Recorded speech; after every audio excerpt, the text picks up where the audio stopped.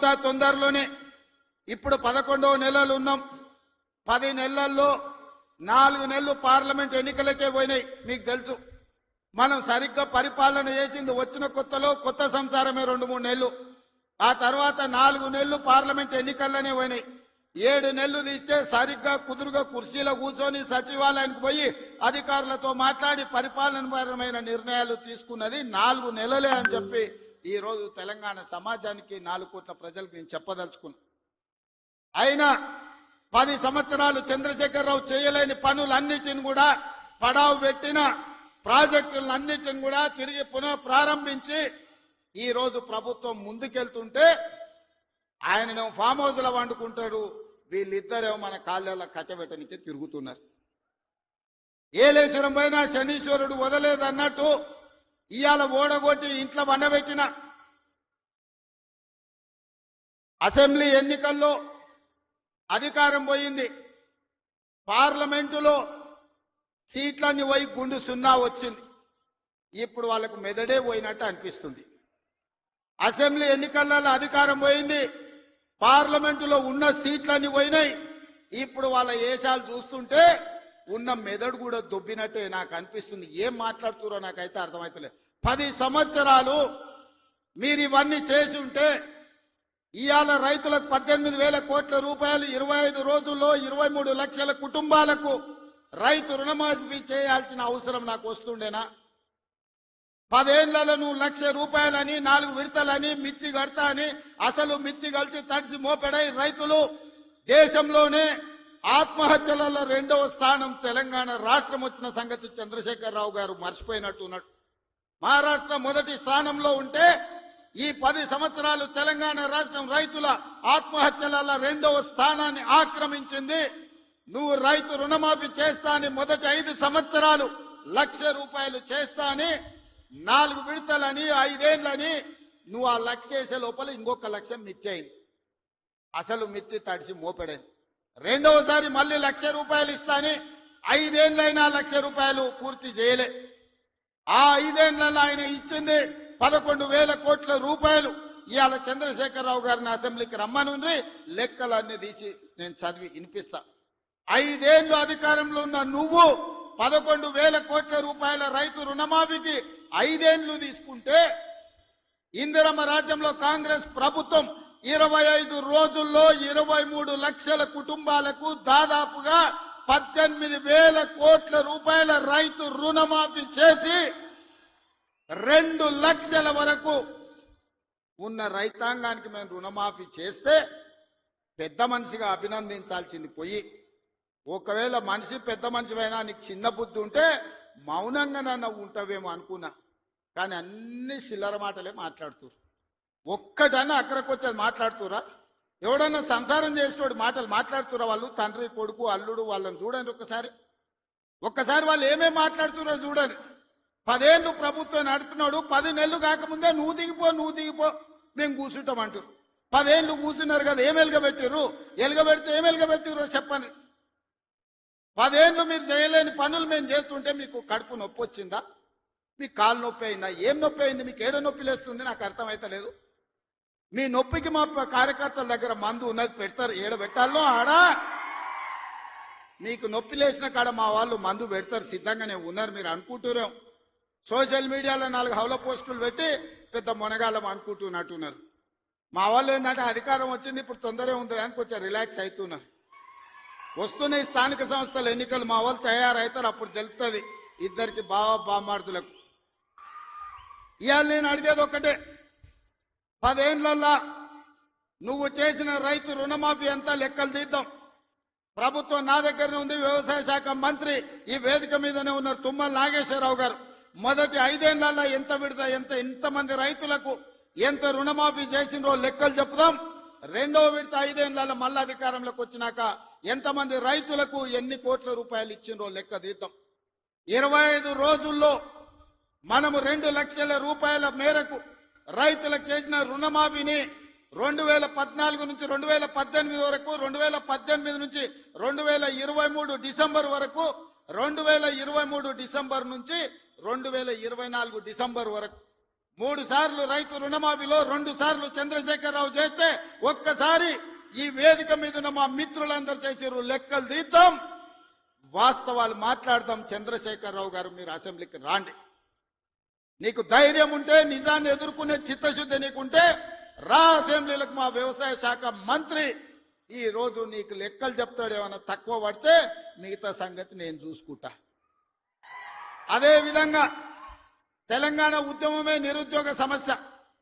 ఈ నిరుద్యోగ సమస్యనే తెలంగాణ రాష్ట్రాన్ని సాధించి వందలాది మంది బిడ్డలు ఆత్మ బలిదానాలు చేసుకొని సాధించుకున్న తెలంగాణలో 10 నెలల్లో నేను 50,000 ఉద్యోగాలు ఇచ్చిన ప్రభుత్వ ఉద్యోగాలను 10 ఏళ్లలో నువ్వు ఎన్ని ఇచ్చినవో లెక్క కట్టు, తలకాయ లెక్క పెడదాం. 50,000 ఒక్క తలకాయ తక్కువ ఎల్పీ స్టేడియంలో అందరిని పిలుస్తా.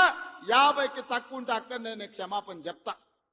స్వతంత్రం వచ్చినప్పటి నుంచి భారతదేశంలో ఏ రాష్ట్రం కూడా మొదటి సంవత్సరంలో 10 నెలల్లో 50,000 ఉద్యోగాలు ఇవ్వలేదు. నేను సూటిగా సవాలు విసురుతున్న చంద్రశేఖరరావు గారికి, రా నీ 10 ఏళ్ల పాలనలో ప్రతి సంవత్సరానికి నువ్వు ఎన్ని ఉద్యోగాలు ఇచ్చినావు?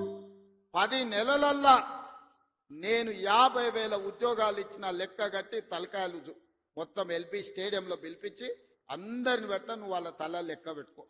ఒక్క తల తగ్గిన క్షమాపణ చెప్పడానికి నేను సిద్ధంగా ఉన్నా. అన్ని చిల్లర మాటలే. మా తాత ఉన్నప్పుడే నోటిఫికేషన్ ఇచ్చిండు, మా ముత్తాత ఉన్నప్పుడే మేము ఇవన్నీ చేసినాం అంటాడు.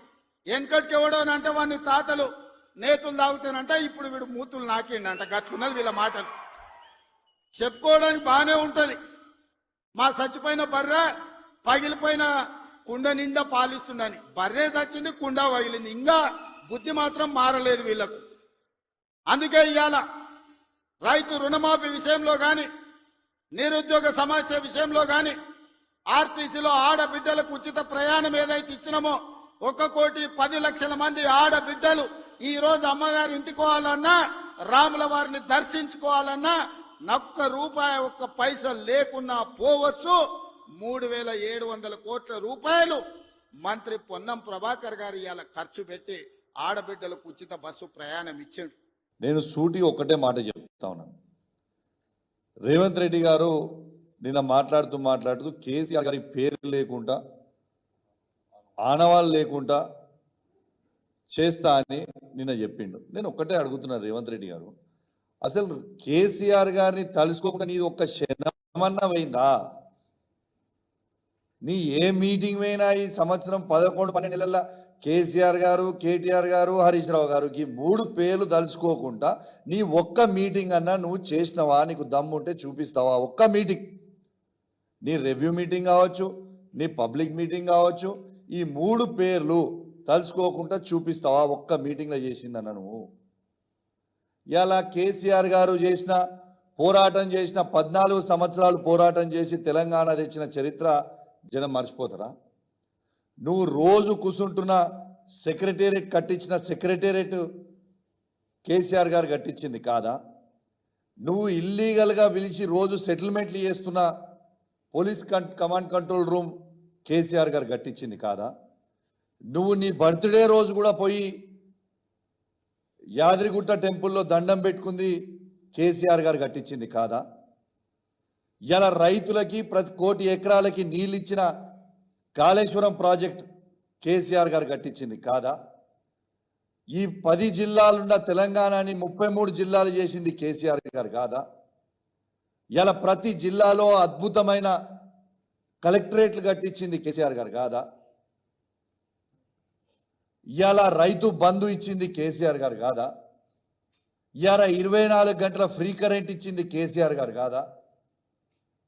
ఇలా దురదృష్టవశాత్తు ఎవరైనా రైతు చనిపోతే రైతు బీమా ఇచ్చింది కేసీఆర్ గారు కాదా? ఇలా తాతలకి అవ్వలకి 2,000 రూపాయల పెన్షన్ ఇచ్చింది కేసీఆర్ గారు కాదా?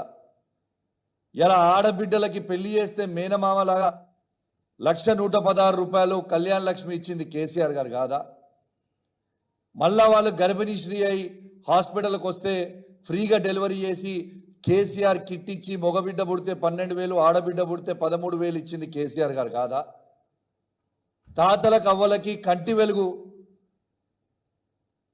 ప్రోగ్రాం పెట్టి ఫ్రీగా అద్దాలు ఇచ్చి కంటి ఆపరేషన్లు చేయించింది కేసీఆర్ గారు కాదా? మిషన్ కాకతీయ చెరువులు కట్టించింది కేసీఆర్ గారు కాదా? ఇలా 33 మెడికల్ కాలేజ్ కట్టించింది కేసీఆర్ గారు కాదా? కేసీఆర్ గారు ఆనవాళ్ళు లేకుండా చేస్తా అని ఎట్లాంటో పోయి నాకు అర్థం కాదు. ఇవన్నీ గుర్తొస్తే కేసీఆర్ గారు గుర్తురారా? నీకేమన్నా దిమాకుండా లేదా అని అడుగుతా ఉన్నాను. ఎంతసేపు కేసీఆర్ గారిని తిట్టడం మాత్రం మంచి పద్ధతి కాదు అని పదే సార్లు చెప్తా ఉన్నాను. నువ్వు ఒక్క మాట తిడితే మేము 10 మాటలు తిడతామని చెప్పిన నీకు ఆల్రెడీ ఇంతకుముందు. నీకు చేతగాక ఇంతకుముందు మా కమలాకరణ చెప్పినట్టు నువ్వు 6 గ్యారెంటీలు అమలు చేయమని చెప్తే నీకు ప్రజలు ఇస్తే 100 రోజులలో చేసిన రండాగాడు వడు రేవంత్ రెడ్డి గారు కాదా? ఎందుకు ఇయ్యలే? నువ్వు కేసీఆర్ గారు ఇస్తున్న రైతు బంధు ఎందుకు ఇయ్యలే? మొన్న రైతులకు ఎందుకు వేయలే? పూర్తిగా రుణమాఫీ ఎందుకు చేయలే? మహిళలకి 2500 రూపాయలు ఇస్తానో ఎందుకు చేయలే? తాతల కవ్వలకి 4000 రూపాయలు చేస్తానో ఎందుకు చేయలే? వికలాంగులకి 6000 రూపాయల పెన్షన్ ఇస్తానో ఎందుకు ఇయ్యలే? కేసీఆర్ కిట్టు ఎందుకు ఇస్తలేవు? మగబిడ్డ పుడితే 12,000, ఆడబిడ్డ పుడితే 13,000 ఎందుకు ఇస్తలేవు? కంటి వెలుగు ప్రోగ్రాం ఎందుకు కంటిన్యూ చేస్తలేవు? మరి రండాగానివి నువ్వు కాదా అని నేను అడుగుతా ఉన్నాను. నీ నోటికి వచ్చినట్టు నువ్వు మాట్లాడితే, నువ్వు ఒక్కటి మాట్లాడితే మేము 10 మాట్లాడతామని చెప్పినా ఈ రండా మాటలు బంద్ చేసి నువ్వు ఇస్తా అన్న 6 గ్యారెంటీలు ఖచ్చితంగా ఆ 6 గ్యారెంటీలు ప్రజలకి అమలు చెయ్యి. మేము ప్రశ్నిస్తే మేము కొడతాం, గుద్దుతాం, పేగులు మెడలు వేసుకుంటాం, లాగులలో తొండలు ఇడుస్తాం, గివి మాటలు తప్పితే నువ్వు చేసింది ఏంటిది? ఇలా ఊర్లకి ప్రజాపాలన అని రోజు పొద్దున వ్యానులు తిప్పుతా ఉన్నావు సెలబ్రేషన్లని.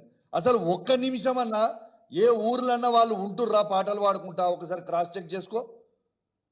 ఏ గ్రామ పంచాయతీలా ప్రజలు తిరగబడి అసలు మీరు ఏం చేసిర్రా అని అడుగుతుంటే ఆ పాటలు పాడేటోడు ఒక్క నిమిషం కూడా ఉంటలేడు ఏ ఊర్లల్లో. ఏం సెలబ్రేషన్లే? ఖచ్చితంగా మేము రేవంత్ రెడ్డి గారు మాట్లాడిన మాటల్ని తీవ్రంగా ఖండిస్తూ ఉన్నాం. ఇలా నువ్వు ఇలా మహబూబాబాద్లో ప్రోగ్రామ్ అయింది. కేసీఆర్ ఎక్కడ వేయండి అని అడుగుతా ఉన్నావు. ఇలా కేటీఆర్ గారు మహబూబాబాద్కి వస్తా అని చెప్తేనే నీ లాగులు దడుస్తున్నాయి. రేవంత్ రెడ్డి పర్మిషన్ ఇవ్వకుండా ఇలా 1000 మంది పోలీసు వాళ్ళని పెట్టి మార్చ్ పాస్ చేయించి ప్రజల్ని బెదిరిస్తున్నావా? ఎవరిని బెదిరిస్తున్నావా? ఖచ్చితంగా దీనికి మేము తీవ్రంగా ఖండిస్తూ ఉన్నాం.